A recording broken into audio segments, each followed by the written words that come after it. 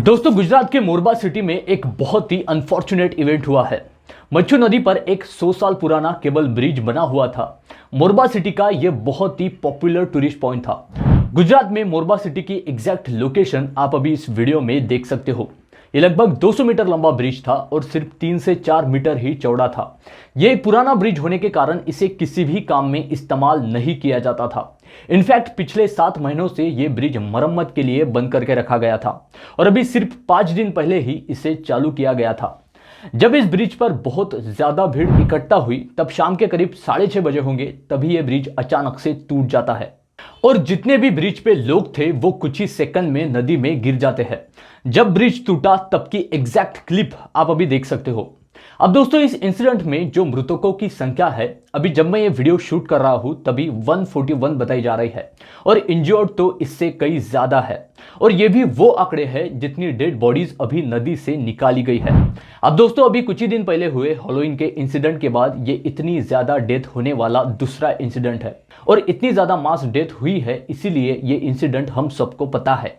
लेकिन दोस्तों, क्या आपको पता है इंडिया में हर दिन ऑन एन एवरेज सिर्फ एक्सीडेंट्स की वजह से 1000 से ज्यादा लोगों की मौत होती है, जो किसी भी बॉम्ब एक्सप्लोजन से 15 गुना ज्यादा है। नमस्कार, मैं मोहित, आप सभी का स्वागत है इस प्लेटफॉर्म पर। दोस्तों, आज के इस वीडियो में हम इंडिया में हो रहे एक्सीडेंट्स की डिटेल एनालिसिस करेंगे, जो पर्टिकुलरली इन एक्सीडेंट्स के लिए रिस्पॉन्सिबल रीजंस है उन्हें जानने की कोशिश करेंगे और साथ ही साथ इंडिया में इस तरह के एक्सीडेंट्स के लिए कौन कौन सी लॉज है, क्या क्या प्रोविजंस बनाए गए हैं, उन्हें भी जानने की कोशिश करेंगे। दोस्तों, इस वीडियो में हम जो डेटा यूज करेंगे वो आप डायरेक्टली मेंस आंसर में नोट डाउन कर सकते हो विथ रेफरेंस, क्योंकि यहाँ पे हम सिर्फ ऑथेंटिक सोर्स से लिए गए डेटा की ही बात करेंगे।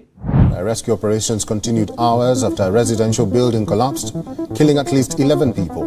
बोरीवली पश्चिम में इमारत एक गिरने की खबर है मुंबई के, और यहाँ पर साई बाबा नगर में गीतांजलि बिल्डिंग जो है वो गिरी है और 3 मंजिला ये इमारत थी। 3 million people, that is the number of lives India has lost to road accidents in the last decade alone. 13 people have been rescued so far, out of which 4 are still undergoing treatment in a hospital. On an average, around 500,000 road crashes take place every year, in which almost 150,000 people lose their lives. किसी भी unplanned event का result अगर कोई injury, death या फिर property को किसी तरह का डैमेज या फिर कोई भी दूसरे तरह का लॉस अगर होता है तो उसे एक्सीडेंट कहा जाता है। इस चार्ट में आप 2001 से लेकर 2015 तक सिर्फ किसी तरह के स्ट्रक्चरल कोलैप्स की वजह से कितनी डेथ हुई है वो देख सकते हो। इसमें आप देख सकते हो सबसे ज्यादा डेथ रेसिडेंशियल बिल्डिंग्स कोलैप्स की वजह से हुई है। उसके बाद फिर कमर्शियल बिल्डिंग्स और ब्रिजेस का नंबर आता है और उसके बाद फिर डैम कोलैप्स की वजह से होने वाले डेथ का नंबर आता है। अब ये जो ब्रिज कोलैप्स की वजह से डेथ हुई है, इसमें ज्यादातर जो ब्रिजेस गिरे हैं वो 100 साल से ज्यादा पुराने स्ट्रक्चर थे, जैसा मोरबा सिटी का ब्रिज था। और रेसिडेंशियल बिल्डिंग्स कोलैप्स में भी ज्यादातर बिल्डिंग्स पुरानी ही थी, यानी समय रहते अगर हमने इन स्ट्रक्चर को पहले से ही अच्छे से मैनेज किया तो हम इस तरह के इवेंट्स होने से रोक सकते हैं। अब यहाँ पे ध्यान देने वाली बात यह है कि जैसा कि आप अभी इस ग्राफ में देख सकते हो, 2015 तक सबसे ज्यादा स्ट्रक्चरल कोलैप्स की वजह से डेथ उत्तर प्रदेश में होती थी। उसके बाद फिर महाराष्ट्र और गुजरात का नंबर आता था। लेकिन 2021 की अगर बात की जाए तो सबसे ज्यादा एक्सीडेंटल डेथ महाराष्ट्र में हुई है। नेशनल क्राइम रिकॉर्ड ब्यूरो यानी एनसीआरबी ने पिछले साल अपना एक accidental death and suicides in India नाम से एक रिपोर्ट पब्लिश किया है। अब दोस्तों, इस रिपोर्ट के अकॉर्डिंग 2020 के कंपेयर में 2021 में एक्सीडेंटल डेथ ज्यादा हुए हैं। पर्टिकुलरली 2021 की अगर बात की जाए तो लगभग 4 लाख के आसपास एक्सीडेंट्स की केसेस रिकॉर्ड की गई है।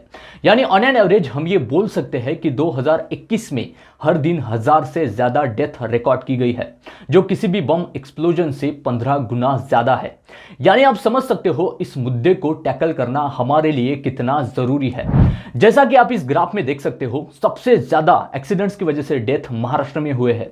2021 में महाराष्ट्र में 60,000 लोगों के आसपास डेथ हुई है। उसके बाद फिर मध्य प्रदेश 40,000, उत्तर प्रदेश 36,000, राजस्थान 23,000 और फिर गुजरात का नंबर लगता है।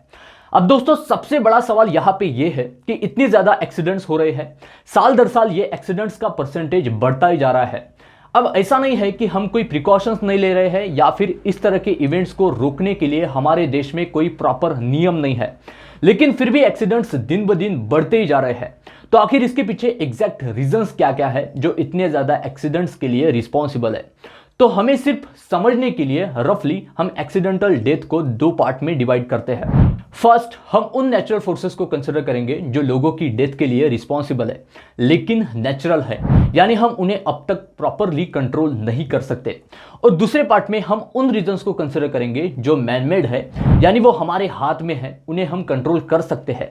यानी इजी लैंग्वेज में अगर कहा जाए तो अगर हमने प्रॉपर कोशिश की तो हम उन्हें इजीली रोक सकते हैं।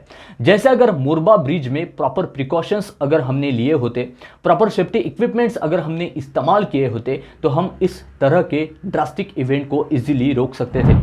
अब दोस्तों फर्स्ट पार्ट में वो इवेंट आएंगे जो नेचुरल है। For example accident cause due to cyclone, tsunami, landslides, lightning, torrential rain, floods, sunstroke, forest fire etcetera. हालांकि कुछ फॉरेस्ट फायर मैनमेड भी होती है, लेकिन जस्ट कंपैरिजन के लिए इसी पार्ट में डालते हैं। अब दोस्तों दूसरे पार्ट में एक्सीडेंट्स के वो रीजन आएंगे जो मैनमेड है। इसमें ब्रिज कोलैप्स यानी कोलैप्स ऑफ स्ट्रक्चर, फैक्ट्री और machine accidents, traffic accidents, stampede, sudden death, poisoning, drug overdose, air crash, electrocution, accidental fire, suffocation, ये सब कॉजेस आएंगे। अब दोस्तों फर्स्ट पार्ट जो हमने देखा था accidents due to natural causes, तो उसके डेटा को अगर हम कंसिडर करें तो उसमें भी महाराष्ट्र हमें टॉप पे मिलेगा। लेकिन जैसा कि आप अभी इस ग्राफ में देख सकते हो, डेथ पोल बहुत ही कम मिलेगा। इनफैक्ट महाराष्ट्र में नेचुरल कॉजेस की वजह से 2021 में 1000 से भी कम डेथ हुए हैं, जो नेचुरल कैटेगरी में देश में सबसे ज्यादा है। वही अगर हम मैनमेड रीजंस की वजह से हुई डेथ को अगर कंसिडर करें तो डेथ टोल बहुत ज्यादा है, यानी सिर्फ ह्यूमन एरर की वजह से सबसे ज्यादा डेथ हो रही है। और जिस तरह से हमने जो पिछले ग्राफ में टोटल एक्सीडेंट डेथ टोल की राज्यों की रैंकिंग देखी थी, वही सेम रैंकिंग हमें मैनमेड कॉजेस की भी दिखती है। यानी first Maharashtra, second Madhya Pradesh, third Uttar Pradesh, fourth Rajasthan और फिफ्थ गुजरात। अब दोस्तों आज की इस पूरी डिस्कशन से हमें ये तो ध्यान में आता है कि इन एक्सीडेंट्स के पीछे सबसे मेन रीजन है आर्टिफिशियल एक्सीडेंट्स। अब दोस्तों ऐसा नहीं है कि इंडिया में इसके लिए कोई कायदे बने नहीं हैं। Explosive act 1884, factories act 1984, environment protection act 1986, public liability insurance act 1991, जिसमें डिजास्टर मैनेजमेंट एक्ट 2005 भी आता है। ऐसे कई तरह के एक्ट्स है और ये कुछ हद तक इस तरह के एक्सीडेंट्स को कंट्रोल भी कर सकते हैं। लेकिन दोस्तों अगर हमें एक्सीडेंट रोकने हैं जो पर्टिकुलरली ह्यूमन एरर्स की वजह से होते हैं, तो मुझे पर्सनली ये लगता है कि हमें दो बातों पर सबसे ज्यादा ध्यान देना चाहिए। फर्स्ट, मास पब्लिक अवेयरनेस। दोस्तों जब तक पब्लिक अवेयर नहीं होती तब तक कुछ भी नहीं हो सकता। कितने भी नियम लाओ, कितने भी रूल्स लगाओ, जब तक पब्लिक अवेयर नहीं है तब तक कुछ भी नहीं हो सकता। आपने उस ब्रिज पे देखा होगा किस तरह से लोग उस ब्रिज पर बड़ी संख्या में मौजूद थे और किस तरह से उस 100 साल पुराने ब्रिज को हिला रहे थे।